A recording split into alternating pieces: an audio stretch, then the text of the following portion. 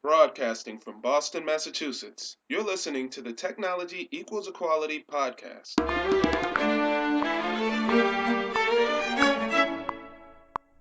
Welcome back to the Technology Equals Equality podcast. I'm your host, Lori Brooks, and this is episode 49.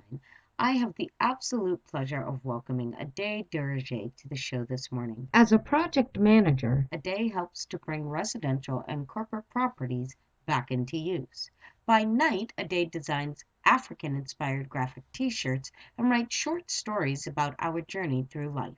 You Can Open Your Eyes Now is Ade's debut collection of short stories inspired by his personal journey towards spiritual awareness. Welcome, and thank you so much for joining us.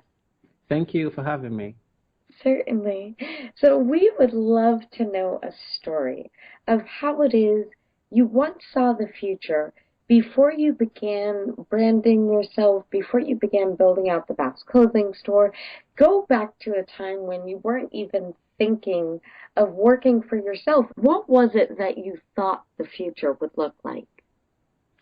I would say growing up as a child, the future for me was being an architect, and that was influenced by an uncle of mine who was an architect at the time, and for some reason I used to have loads of, I think irrelevant to him being an architect, but I used to have loads of dreams about building houses and something to do with houses anyway.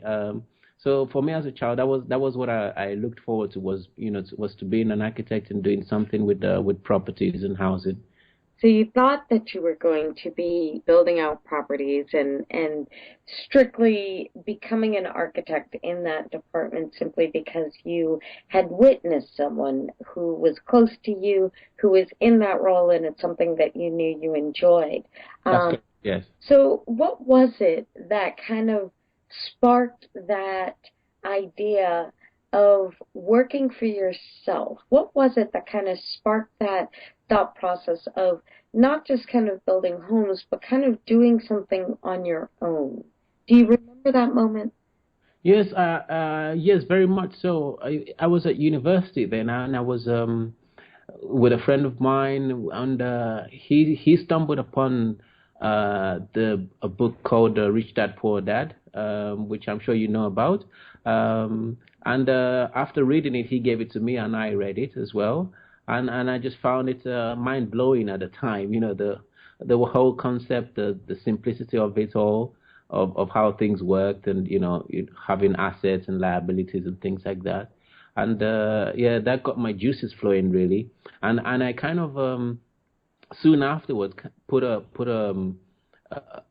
product together, an info product, which I was able to sell online, and that was kind of the evidence for me that this works, that what he was talking about was real. Yeah, and from then on, I just thought, okay, it was just too good, to be at home and have or to be somewhere else, to be on holiday, to be anywhere, and have a store online that is working for you. Right. And it's earning income for you. That was just amazing to realize that was possible, and that it was true. So that was what got me going, got me interested in working for myself, or having my own business. That's a good one. I love that. Rich Dad Poor Dad by Robert Kawasaki. That's a good one. I love that book. In fact, I actually picked up the teen version for my daughter. Yeah, it's very, very, very. I think, yeah, I know he's got quite a lot of books out now, but that very first one was just, it was huge. I know it made a lot of difference to a lot of people. I actually, after reading it, I gave it to all, my friends, and we all shared it, and we all read it and stuff like that. So, because it was just an eye opener, really, of how to think differently in that aspect. So as you began building out your info product online and taking those first couple of steps, what do you feel was the hardest part of doing that? What do you feel, kept you up at night? What do you feel was the most difficult piece of kind of taking this venture on? The most difficult aspect for me, and even till now with my clothing line, is having to wear so many hats, and obviously knowing that I'm only capable, should I say, if that's the right word to use, in certain aspects, and in other aspects, I really need help with it. With I can't do everything. I might have an idea about everything, but I'm not 100% in everything. So it's realizing that and trying to find someone to help you with those aspects that you're not good at, should we say, and someone that believes in your vision and what your dreams for what you're trying to achieve. That I would say is the most difficult. That was the most difficult part, and still is the most. Finding the right community to The, support your to own goals. support.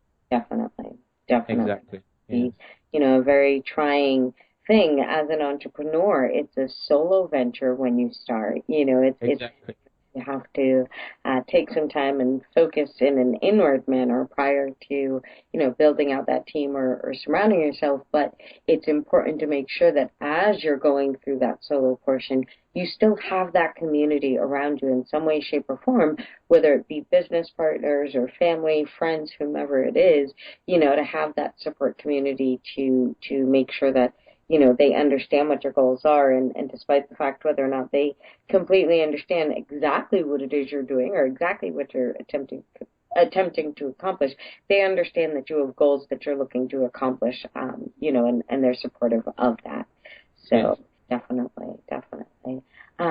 What do you feel if someone who is in a career at the moment and is kind of hemming and hawing over, kind of stepping out on their own idea and becoming an entrepreneur, what would you caution them against? What would you say would be something, you wish someone had mentioned to you prior to beginning the journey?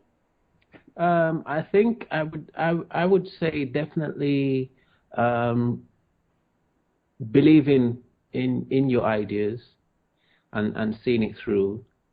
And I mean, I have, and I'm sure there are people out there that have suffered the same fate.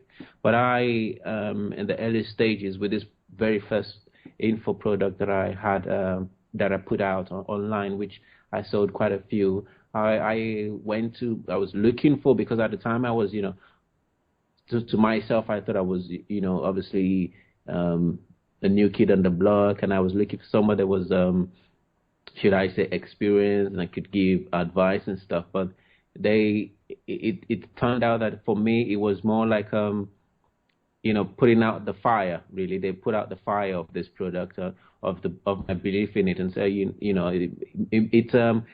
I think I would say being protective of your dreams and ideas and goals, because although you would have friends, family, and professionals, you might be tempted to go to a professional to validate what you think or what you want to do, but then you have to be careful, because their validation might actually put out, the fire of you being able to accomplish what you want. Because for in my instance, it was a case of, oh, you haven't got that much experience here. Why are you writing about this, or this and that, and I thought, oh yeah, maybe he's right, and then that was it, just from then on, because the doubt was there in my capability of being able to make this work, gradually, it just fizzled out. Whereas if I had just protected it and just say, let's give it a go, let's just do it, as Nike says, just do it and see what happens, see how far you can go with it, and then whatever happens along that process, you would still learn something, but you would have done it, as opposed to going to someone and asking for them to say, is this a good idea, or, for them to validate your ideas and dreams, and then they can just squash it, really. And not that they want to intentionally, but being protective, but at the same time, it doesn't lead to the results that you want. So I would say, yeah, being protective of believing in yourself, and being protective of your dreams and ideas and plans. Certainly, definitely protect and, understand your own dreams and stop looking for validation in other people. Believe in Yeah, yourself. yeah, Have that belief in order to move forward, because mindset is really important on this journey. If your mindset is not that of a positive nature and you don't believe that you're going to accomplish the goal, 9 times out of 10 you're right. And that really brings us back to the pivot in the journey. The ability to keep that goal in sight and understand that you have to be positive about achieving that goal, but that you have to be capable of making a shift when the shift is necessary in the journey. Would you agree with that? We have a proverb that we say, in Nigeria, that says that, not one road leads to the market. You see, so if I'm trying to get to the market, that's all I need to know, that okay, I'm trying to get to the market for these reasons, because I want to do this, and that. So then I need to understand that okay, there isn't just one road to the market. So there are many roads that lead to the market. So if I'm open to that, then it's fine. I love that, Ade. That's outstanding. Thank you for sharing that. Yeah, if you are aware of the fact that there are more, there's multiple roads leading to the market, then you are more than likely going to choose one of those alternate roads if, in fact, there's a blockade on one of them when you are headed to the market. So, yeah, being aware of the fact that there are many roads to the market will definitely bring you a much higher likelihood of getting there. Thank you for sharing that, Ade. That's outstanding. So you decided to go ahead and begin a collection of short stories. The book you've just recently published, You Can Open Your Eyes Now. I'd love for you to tell us a little bit about what inspired you to begin taking that step in your journey, how that came about, and then tell us a little bit about the short stories themselves. What the book came about as a result of my own personal experience. Really, at the time I moved to Greece with my girlfriend at the time, now ex, and we broke up shortly after I moved there. So I became depressed and melancholic and blah blah blah. Many things happening. I'd left a good job and everything else, and yeah, I was really in a bad place. But then through another friend of mine, was able to find the Service Society, which is Homeless Expecton in Greek, and they pretty much gave me an understanding, and helped me to see another way of living life.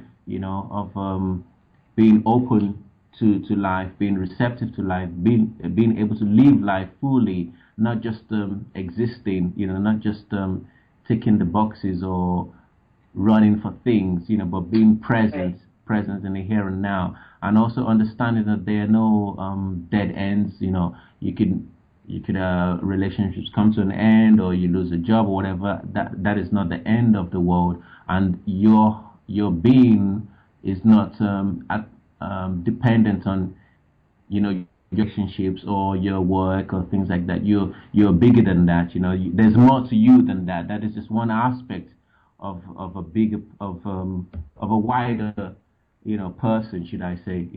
So they that being able to be exposed to that opened my eyes to quite a lot of things, and helped improve my relationships with at work, and in life with people generally. My view of life more relaxed now, and things come easier now. Because there is no need to. I no longer believe in scarcity or competition. There's nothing to be competitive about, because there's just more than enough for everybody. So it just changed my whole way of looking at life, and my viewpoints and everything else, and my health as well. Everything changed basically by into contact with this with the teaching and experiences that I was having, and so a time came that I thought, okay, realized that our stories are the same. We all share a common story, albeit in different shades. And I thought, okay, what I would like to do is to share my story, because maybe it could help one person, two, three, more, make a difference in someone's life that might be feeling depressed at the moment or whatever, or think that the world is coming to for them. So yeah, it was about that. It was seeing that these experiences that we have it's common. We all have the same experiences, and just saying, I've been there, I've done it, and I understand where you are, what you're going through. But this is, there isn't a dead end. There's light at the end of the tunnel. So that was Right. how that came about, really. The book is really focusing on one of the big pieces that I like to express to the audience that, and you were capturing it perfectly. There's no such thing as failure. There's only feedback.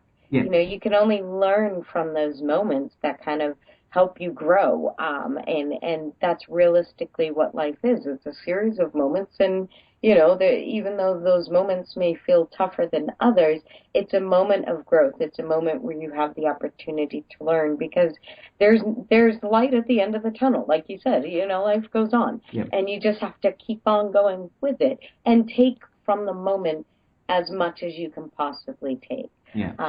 So excellent. I will be sure to definitely link to the book from the show notes page so that the audience has, easy access to pick that up. Ade, if you had the opportunity to, pop into a time machine and go back 30 years and tell yourself one thing, what do you think that one thing would be? That's an interesting one. um, I think I would say persistence. Persistence, because I mean, yeah, going back in time, there are things that I started that I could have carried on with, and but I wasn't persistent on them, and I also, I guess, okay, I think this is probably better. I would say believing in myself. That's what I would say, really. Actually, yeah, that's more accurate. Believing in myself, not letting others through their own, goodwill, they think, not letting Mm-hmm. others to drown out your dreams, your visions, or whatever you're doing. For example, this the ebook that I wrote when I first uh, came into contact with the Rich Dad Poor Dad. If I had been persistent with that, and I hadn't, I was looking for validation from people that I thought, were more experienced than me, better than me, blah blah. And the feedback I got then was like, oh, you lived yet, you haven't, who are you to be writing these books and stuff like that. Although I had sold quite a few already, online, Right, and so right. I just said to myself, well, yeah, maybe they are right, and that died very quickly. Although, I was able to carry on with other things, but if I had been, protective of my dream and goals and ambitions, and not be easily swayed by others. So I think that's the main thing, really, is to trust yourself more. I love that. Definitely. Believe in yourself. Yeah, believe it. Before you get on this journey, just know that you're going to be successful and trust in your gut. Yeah. So that's excellent.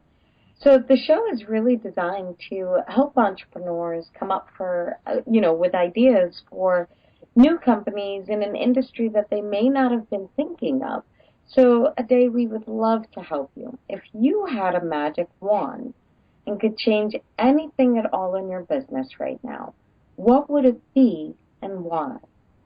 I think it would be. Um, we touched on this earlier. I think it would be driving more traffic to the website, Hmm. um, bringing the product to a wider audience. Really, I think that would be the main, um, yeah, the main wish. Awesome.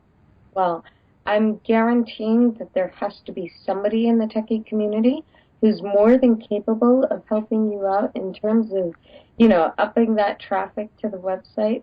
But Ade, I thank you so much for joining us this morning. You've been absolutely wonderful. Please Thank you share very. the best way for our listeners to find you.